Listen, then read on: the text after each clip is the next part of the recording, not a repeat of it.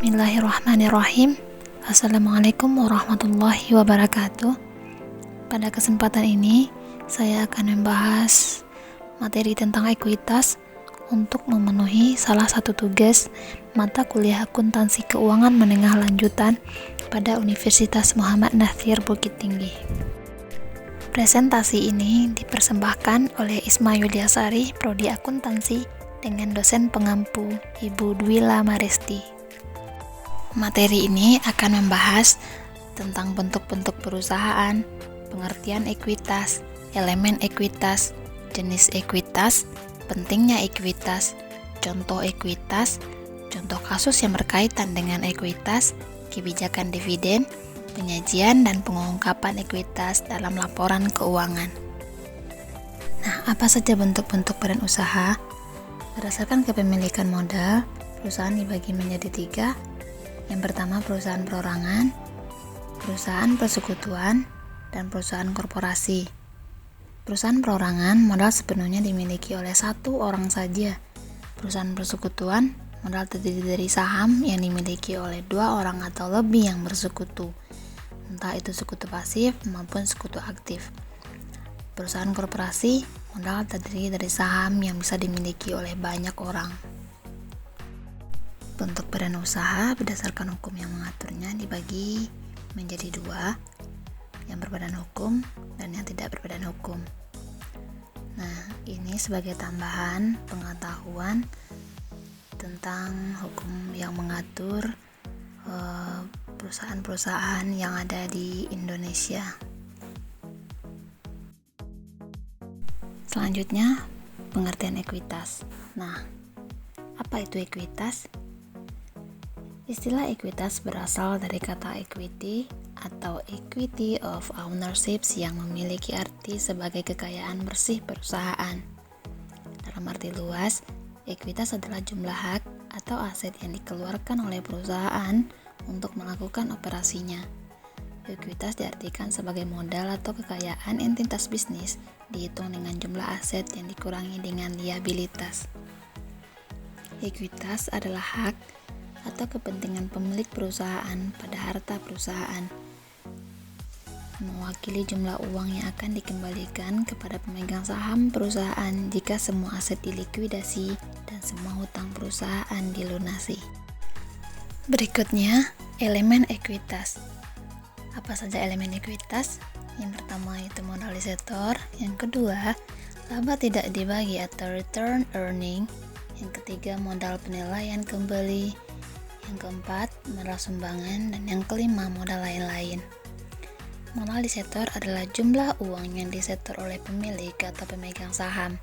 Modal disetor dibagi ke dalam 2 jenis, yaitu modal saham dan agio disagio saham atau additional paid in capital.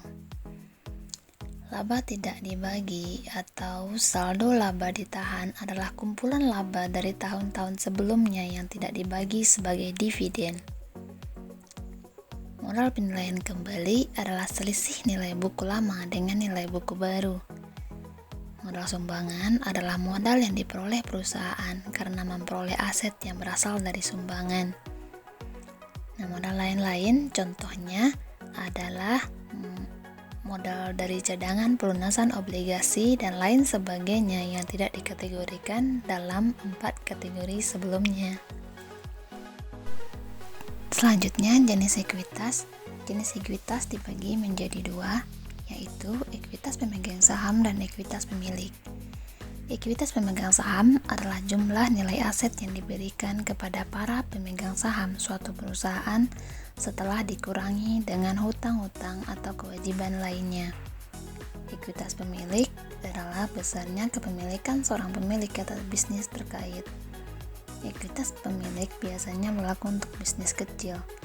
Perhitungan ekuitas pemilik sama dengan ekuitas pemegang saham, yakni besarnya aset dikurangi dengan nilai kewajiban bisnis tersebut. Mengapa ekuitas itu penting dalam perusahaan? Nah, nilai ekuitas sebuah perusahaan mencerminkan nilai buku perusahaan tersebut.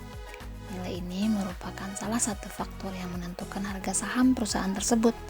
Namun demikian, Tidak jarang kita menemukan harga saham yang lebih tinggi dari nilai ekuitas per saham suatu perusahaan. Harga saham yang lebih tinggi ini mengindikasikan bahwa para investor meyakini bahwa perusahaan tersebut memiliki prospek baik di masa yang akan datang. Berikutnya, contoh ekuitas. Nah, apa saja contoh ekuitas? Contoh ekuitas adalah seperti saham biasa, saham preferen, saham treasury, pendapatan yang tersimpan, tambahan modal yang dibayarkan. Saham biasa merupakan ekuitas bisnis yang mencerminkan modal atau investasi awal yang disetorkan. Ekuitas ini memberikan hak kepada pemilik atau pemegang saham untuk memiliki aset-aset tertentu. Pemegang saham biasa memiliki kewajiban-kewajiban termasuk memilih direksi dan pejabat yang berwenang serta merumuskan prosedur dan kebijakan perusahaan. Saham preferen berbeda dengan saham biasa. Pemilik saham preferen hanya memiliki sedikit kewajiban dan tidak memiliki hak untuk memilih. Namun demikian, mereka biasanya memiliki hak klaim atas aset dan pendapatan perusahaan yang lebih dari hak pemegang saham biasa. Saham treasury. Contoh pos ekuitas bisnis yang lain adalah saham treasury. Saham jenis ini digunakan untuk membeli kembali saham-saham dari pemegang saham biasa. Nilai saham ini biasanya negatif dan direpresentasikan dalam pembukuan sebagai pengurangan atas total nilai ekuitas. Pendapatan yang tersimpan, saldo laba atau pendapatan yang disimpan adalah jumlah total pendapatan yang diperoleh suatu bisnis dikurangi dengan seluruh dividen yang dibayarkan kepada pemegang saham. Intinya, pendapatan ini adalah pendapatan bersih yang diperoleh oleh suatu bisnis dan tidak dibayarkan kepada pemegang saham. Tambahan modal yang dibayar, ekuitas ini diperoleh dari tambahan investasi yang disetorkan oleh para pemegang saham di luar nilai saham pokok mereka. Pos ekuitas ini disebut juga kontribusi surplus yang biasanya jauh lebih tinggi dari pos-pos ekuitas lainnya. Nilai ekuitas ini dapat berubah sesuai dengan untung rugi yang diperoleh perusahaan dari penjualan saham. Nah, berikutnya kasus yang berkaitan dengan ekuitas. Beberapa masalah akuntansi yang terkait dengan penerbitan saham. Yang pertama, nilai nominal saham. Yang kedua, saham tanpa nilai nominal. Yang ketiga, saham yang diterbitkan yang bersamaan dengan sekuritas lainnya. Yang keempat, saham yang diterbitkan melalui transaksi non-tunai. Dan yang kelima, biaya penerbitan saham. Nah, mari kita bahas satu persatu masalah akuntansi dari penerbitan saham. Yang pertama, saham dengan nilai nominal. Perusahaan biasanya menerbitkan saham dengan nilai nominal rendah. Hal ini dapat membantu perusahaan untuk menghindari terjadinya liabilitas kontingensi di masa yang akan datang. Nah, contoh kasus penerbitan saham dengan nilai nominal, Sarabi Corporation menerbitkan 500 lembar saham dengan nilai nominal $10. Harga pasar saham biasa adalah $11. Nah, jurnal yang diperlukan yaitu cash di debit sebesar 5.500, share capital ordinary di kredit 5.000, share premium ordinary 500. Nah, share premium ordinary ini adalah selisih dari harga nominal dengan harga pasar saham. Berikutnya, saham tanpa nilai nominal. Saham tanpa nilai nominal bertujuan untuk menghindari kewajiban kontingensi dan kebingungan antara penggunaan nilai nominal dengan nilai pasar. Saham ini memiliki nilai tercatat yang dicatat secara terpisah oleh perusahaan.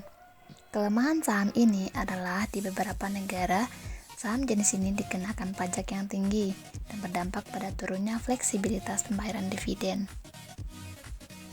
Contoh kasus, Sarabi Corporation menerbitkan 100 lembar saham dengan nilai tercatat $10 dan dijual dengan harga $15. Nah, jurnal yang diperlukan, cash di debit sebesar 1.500, share capital ordinary 1.000, Share premium ordinary sebesar 500. Selanjutnya, saham yang diterbitkan bersamaan dengan sekuritas lain. Beberapa perusahaan menerbitkan lebih dari satu jenis saham pada saat yang bersamaan untuk menarik investor. Harga saham yang diterbitkan bersamaan dengan sekuritas lain ini memiliki dua metode dalam menentukan harga. Yang pertama, proportional method, dan yang kedua, incremental method. Berikut, saham yang diterbitkan melalui transaksi non-tunai. Atas penerimaan jasa atau properti atau apapun selain kas ini, perusahaan harus mencatat lembar saham yang diterbitkan sebesar nilai wajar barang atau jasa yang diterima.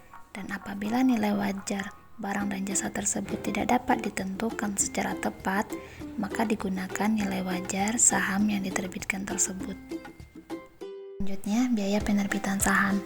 Biaya yang terjadi saat menjual saham adalah biaya penjaminan emisi efek atau underwriting cost, jasa akuntan dan hukum, biaya percetakan dan pajak. Biaya ini harus dikurangkan dengan hasil yang diterima dari penjualan saham.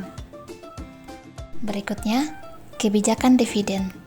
Tidak banyak perusahaan yang membayarkan dividen sejumlah nilai saldo laba yang tersedia dengan alasan menjaga perjanjian dengan kreditor, memenuhi kebutuhan operasional perusahaan untuk membiayai perkembangan atau ekspansi usaha, untuk memperhalus nilai pembayaran dividen, untuk berjaga-jaga dari kemungkinan terjadinya kerugian di masa depan. Sebelum mengumumkan dividen, manajemen mempertimbangkan ketersediaan dana untuk pembayaran dividen. Jangan membayarkan dividen kecuali bila posisi keuangan saat ini maupun masa mendatang bisa menjamin pendistribusian. Selanjutnya, jenis dividen. Dividen dibagi menjadi 4 jenis, yaitu cash dividend, property dividend, liquidating dividend, share dividends. Seluruh dividends kecuali share dividends akan mengurangi total ekuitas perusahaan. Cash dividend. Dewan Direksi melakukan pemungutan suara untuk mengumumkan adanya dividen tunai. Mengumumkan dividen tunai merupakan pengakuan liabilitas. Untuk saham Treasury, tidak ada pengumuman dan pembayaran dividen tunai. Property dividend. Dividen terutang dalam bentuk aset, bukan bentuk tunai. Menentukan nilai wajar properti yang akan didistribusikan dan mengakui keuntungan atau kerugian. Liquidating dividend. Dividen apapun yang dibayarkan kepada pemegang saham, tetapi tidak mengurangi saldo laba. Dividen tidak dibayarkan, namun pemegang saham harus menganggap sebagai pendapatan dan sisanya sebagai pengembalian modal. Share dividend. Diterbitkan oleh perusahaan dari saham miliknya sendiri yang diberikan kepada pemegang saham secara proporsional tanpa syarat apapun. Nilai yang digunakan adalah nilai nominal, tidak berdampak apapun terhadap aset maupun liabilitas. Jurnal pencatatan menggambarkan reklasifikasi ekuitas, dicatat sebagai penambah modal saham biasa. Selanjutnya, pemecahan saham.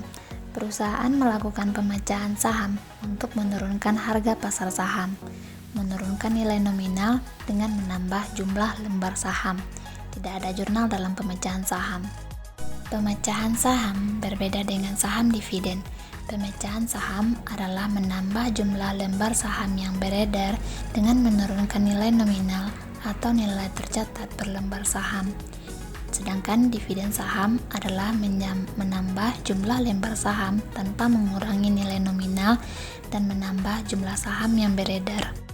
Berikutnya, penyajian dan analisis ekuitas. Penyajian ekuitas dalam laporan keuangan disajikan secara detail tentang jumlah saham dan jumlah dividen ataupun laba yang ditahan untuk setiap jenis saham. Pengungkapan pembatasan terhadap saldo laba.